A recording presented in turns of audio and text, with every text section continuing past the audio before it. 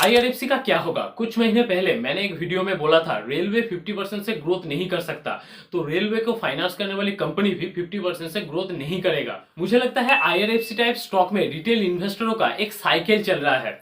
उससे पहले एक बात बता दूं, 2021 में मैंने आईआरएफसी लिया था 25 रुपए के भाव में, लिस्टिंग के दिन ही 27 रुपए बुक वैल्यू में स्टॉक मिल रहा था। मेरा थ्योरी था एक साल के अंदर स्टॉक बढ़ के 50 हो जाएगा, मगर वो कभी हुआ ही नहीं। 2 साल तक आईआरएफसी ने कोई रिटर्न नहीं दिया।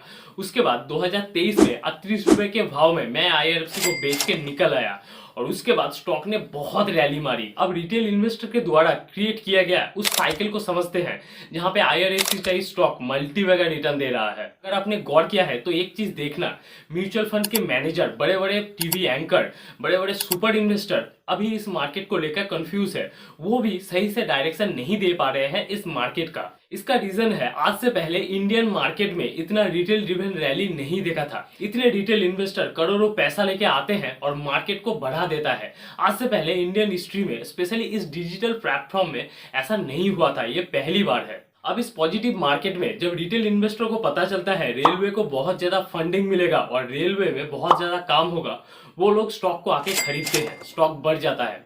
उस बढ़े हुए भाव को देखे और रिटेल इन्वेस्टर आते हैं, अपना करोड़ों का इन्वेस्ट करते हैं, स्टॉक और बढ़ता है। और ऐसे ही बढ़ते बढ़ते किसी कारण के वजह से स्टॉक एक बार गिरता है, जैसा इस बार हुआ। इस गिरे हुए भाव को देखे जो लोग ऊपर खरीदे थे उनके दिमाग में ख्याल आता है एवरेजिंग का, और फिर वो नीचे के भाव में स्टॉक को खरीदता है। स्टॉक का दोबारा डिमांड क्रिएट होता है और स्टॉक बढ़ जाता है। और जो नए इन्वेस्टर मार्केट में आ रहे हैं और उन्हें लगता है आईआरएफसी बढ़ रहा है, इसका मतलब आईआरएफसी दोबारा बढ़ेगा, वो स्टॉक को खरीदता है। और ये साइकिल ऐसे ही चलता है, स्टॉक एक बार बढ़ता है, फिर एक बार रुकता है, फिर किसी कारण के वजह से स्टॉक एक बार गिरता है। गिरे हुए भाव को देखे नए इन्वेस्टर आते हैं, स्टॉक को खरीद के बढ़ाते हैं। उस बढ़े हुए भाव को देखे जो एकदम नए फ्रेश इन्वेस्टर आते हैं, वो स्टॉक को खरीद के दोबारा बढ़ा देता है। ये साइकिल ऐसे ही चल रहा है। ये साइकिल कब टूटेगा किसी को नहीं पता। और जो लोग ऊपर के भाव में खरीदे थे 170 160 के भाव में, जब स्टॉक गिर के 124 हो जाता है, उन्हें वो स्टॉक सस्ता लगने लगता है।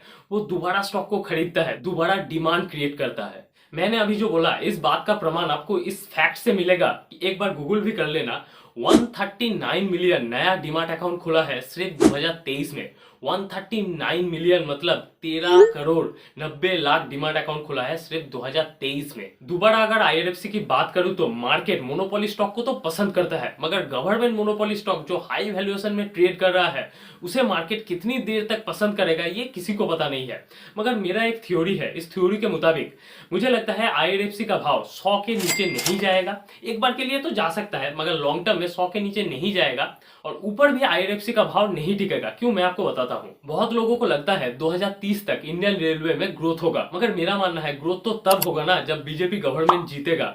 क्योंकि अगर बीजेपी गवर्नमेंट नहीं जीतता है तो 2030 के जो ग्रोथ का प्लान है इंडियन रेलवे का और उसके साथ साथ आईआरएफसी का, वो तो नहीं चलेगा। ये एक कारण हो सकता है। दूसरा कारण, इंडियन रेलवे को चलाया जाता है सेवा देने के लिए, प्रॉफिट करने के लिए नहीं। तो आईआरएफसी इंडियन रेलवे का ही एक पार्ट है, फाइनेंसिंग का काम करता है रेलवे का।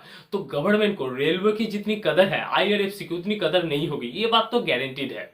अगर मार्केट इस बात को लॉन्ग टर्म में समझ पाता है तो भी आईआरएफसी का भाव गिर सकता है। क्योंकि कंपनी अगर इंपॉर्टेंट नहीं है प्रोमोटर के लिए, यहाँ पे प्रोमोटर गवर्नमेंट है, तो कंपनी का भाव ऊपर में कैसे टिकेगा। अब बात करते हैं आईआरएफसी का भाव क्यों 100 रुपए के नीचे नहीं जाएगा। देखिए, मेरा मानना है आईआरएफसी का बुक वैल्यू है 36। 3 टाइम प्राइस टू बुक पे आईआरएफसी को तो ट्रेड करना चाहिए, जिसके मुताबिक आईआरएफसी का भाव होता है 100 रुपए। और दूसरा रीजन है डिविडेंड का। देखिए, गवर्नमेंट कंपनी अगर प्रॉफिट करता है और वो डिविडेंड ना दे, ऐसा तो नहीं हो सकता। आईआरएफसी एक प्रॉफिटेबल कंपनी है, इसीलिए आईआरएफसी डिविडेंड तो देगा ही देगा, गवर्नमेंट उससे डिविडेंड लेगा। अब मार्केट में जो स्टॉक डिविडेंड देता है उसका एक अलग ही डिमांड होता है, चाहे उस कंपनी में ग्रोथ हो या ना हो। अगर वो डिविडेंड देता है तो उसका भाव नहीं गिरता है लॉन्ग टर्म में। और लॉन्ग टर्म में मार्केट में आप भी है, मैं भी हूं। देखते हैं क्या होता है आईआरएफसी के साथ।